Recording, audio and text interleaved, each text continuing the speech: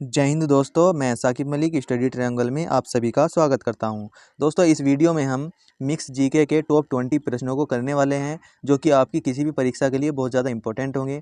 जी हाँ दोस्तों, अगर आप किसी भी एग्ज़ाम की तैयारी कर रहे हैं, जैसे एसएससी, एमटीएस, सीएचएसएल या सीजीएल, या जिसमें जीके से या जीएस से संबंधित प्रश्नों को मालूम किया जाता है, तो ये क्लास आपके लिए बहुत ज़्यादा इंपॉर्टेंट है। तो क्लास के एंड तक जरूर बने रहना है और आपके 20 में से कितने प्रश्न सही हो पाए हैं, ये भी आप लोगों को कमेंट बॉक्स में लिख कर जरूर बताना है। तो चलिए स्टार्ट करते हैं। पहला प्रश्न आप लोगों के सामने है, निम्नलिखित में से विटामिन ई का सबसे अच्छा सोर्स कौन सा है। जी हाँ दोस्तों, अगर हम विटामिन ई की बात करते हैं तो विटामिन ई का सबसे अच्छा सोर्स क्या हो जाएगा। आपके ऑप्शन है मांस, पीली योक, घी या फिर ताज़ी सब्जियाँ। तो विटामिन ई का सबसे अच्छा सोर्स हो जाएगा ताज़ी सब्जियाँ। Option number D is the right answer. Next बात करते हैं, प्रश्न नंबर 2 आप लोगों के सामने, पेनिसिलिन किससे प्राप्त की जाती है। ये प्रश्न मैंने आपके पिछली क्लास में भी आपको बताया था। आपके ऑप्शन है फफूंद, शैवाल, वायरस या फिर जीवाणु। तो इस प्रश्न का आपका राइट आंसर हो जाएगा फफूंद से पेनिसिलिन प्राप्त की जाती है। Option number A is the right answer.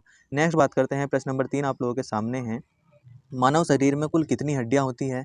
अगर मानव शरीर की बात करते हैं तो मानव शरीर में कुल 206 हड्डियां होती है। यह आपको याद रख लेना है। Option number A is the right answer. Next यहाँ पर प्रश्न नंबर 4 आप लोगों के सामने है, पित्त का सोर्स क्या है। जी हाँ दोस्तों, जो हमारे शरीर में पित्त होता है, या इसको हम पित्ताशय भी बोल देते हैं, उसका सोर्स क्या है, तो आप सभी को याद रख लेना है। लीवर जो है पित्त का सोर्स है, तो लीवर इसका राइट आंसर हो जाएगा, जिसको हम यकृत बोलते हैं हिंदी में। Option number A is the right answer. Next यहाँ पर प्रश्न नंबर 5 आप लोगों के सामने है, उस विटामिन का नाम बताइए जो किसी भी मांसाहारी भोजन में नहीं मिलता है। जी हाँ दोस्तों, ऐसा कौन सा विटामिन है जो किसी भी मांसाहारी भोजन में नहीं मिलता है। आपके ऑप्शन हैं vitamin B 12, vitamin C, vitamin D या फिर विटामिन के। अगर हम बात करते हैं दोस्तों विटामिन डी की, तो विटामिन डी जो है हमें धूप से प्राप्त होता है।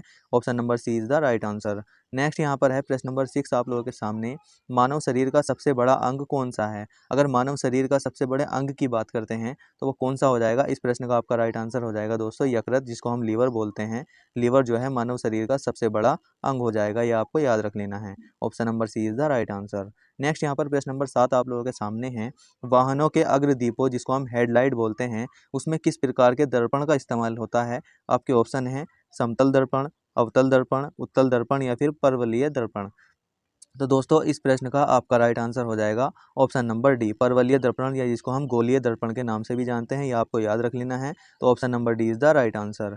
नेक्स्ट यहाँ पर प्रश्न नंबर 8 आप लोगों के सामने है, किस तुल्यकाली उपग्रह की पृथ्वी की सतह से ऊंचाई लगभग कितनी होती है। जी हाँ दोस्तों, अगर हम किसी उपग्रह की तुलना करते हैं तो उस तुल्यकाली उपग्रह की पृथ्वी से अगर ऊंचाई की बात करते हैं तो उसी प्रकार से यहाँ पर 36,000 किलोमीटर इसकी ऊंचाई हो जाएगी। Option number A is the right answer. Next प्रश्न नंबर 9 आप लोगों के सामने है, किसी बिजली की इस्त्री को गर्म करने के लिए किस धातु का प्रयोग किया जाता है। जी हाँ दोस्तों, आप सभी लोग इस्त्री के बारे में जानते होंगे। जो हम कपड़ों पे इस्त्री करते हैं, वो बिजली की इस्त्री को गर्म करने के लिए किस धातु का प्रयोग उसमें किया जाता है। आपके ऑप्शन है तांबा, नाइक्रोम, जस्ता या फिर टंगिस्टन। तो इस प्रश्न का आपका सही आंसर हो जाएगा नाइक्रोम का इस्तेमाल किया जाता है। Option number B is the right answer. दोस्तों, अगर आपको प्रश्न अच्छे लग रहे हैं तो हमारी वीडियो को ज़्यादा से ज़्यादा आपको शेयर जरूर करना है। यहाँ पर प्रश्न नंबर 10 आप लोगों के सामने है, सूर्य के सबसे निकट कौन सा ग्रह है। अगर सूर्य के सबसे निकट की बात करते हैं तो दोस्तों हमने सौरमंडल से संबंधित एक वीडियो बनाई हुई है, आप वहां पर जाकर देख सकते हैं। सौरमंडल से आपका एक सिंगल प्रश्न भी नहीं बच पाएगा, इस प्रकार से हमने आपको समझाने की कोशिश की है। अगर सूर्य के सबसे निकट ग्रह की बात करते हैं तो आपके ऑप्शन है पृथ्वी, बुध, मंगल या फिर शुक्र। तो इस प्रश्न का आपका राइट आंसर हो जाएगा बुध, जो है सूर्य का सबसे निकट ग्रह हो जाएगा। Option number B is the right answer. Next यहाँ पर प्रश्न नंबर 11 आप लोगों के सामने है, जंग से बचने के लिए लोहे से बनी पानी के पाइपों पर जस्ते की परत चढ़ाने को क्या कहते हैं। जी हाँ दोस्तों, जंग से बचाने के लिए जो लोहे के पानी के पाइप बने हुए थे हैं, उस पर जस्ते की परत चढ़ा दी जाती है, तो उस क्रिया को हम क्या कहते हैं। आपके ऑप्शन है जस्ते की परत चढ़ाना, मिश्र धातु बनाना, वल्कनीकरण करना या फिर यस्दीकरण करना। तो इस प्रश्न का दोस्तों राइट आंसर हो जाएगा यस्दीकरण करना, हम उस क्रिया को कहते हैं। ऑप्शन नंबर डी इसका राइट आंसर हो जाएगा। नेक्स्ट यहाँ पर प्रश्न नंबर 12 आप लोगों के सामने है, यूरेनियम विखंडन की सतत प्रक्रिया को जारी रखने में किस कण की जरूरत होती है। अगर यूरेनियम विखंडन की प्रक्रिया को हम लगातार जारी रखना चाहते हैं तो उसमें किस कण की जरूरत ज़्यादा होती है। आपके ऑप्शन है इलेक्ट्रॉन की, प्रोटॉन की, न्यूट्रॉन की या फिर पॉजिट्रॉन की। तो इस प्रश्न का आपका सही आंसर हो जाएगा दोस्तों न्यूट्रॉन की सबसे अधिक जरूरत होती है। Option number C is the right answer. Next यहाँ पर प्रश्न नंबर 13 आप लोगों के सामने, निम्नलिखित में से कौन सा प्रक्षेपात्र, जिसको हम इंग्लिश में मिसाइल बोल देते हैं, भूमि से वायु में जाने वाला प्रक्षेपात्र है। आपके ऑप्शन है त्रिशूल, K-15 सागरिका, ब्रह्मोस या फिर अग्नि। तो दोस्तों इस प्रश्न का आपका राइट आंसर हो जाएगा, जो कि सरफेस से एयर में जाने वाला मिसाइल हो जाएगा, वो त्रिशूल हो जाएगा। Option number A is the right answer. Next यहाँ पर प्रश्न नंबर 14 आप लोगों के सामने है।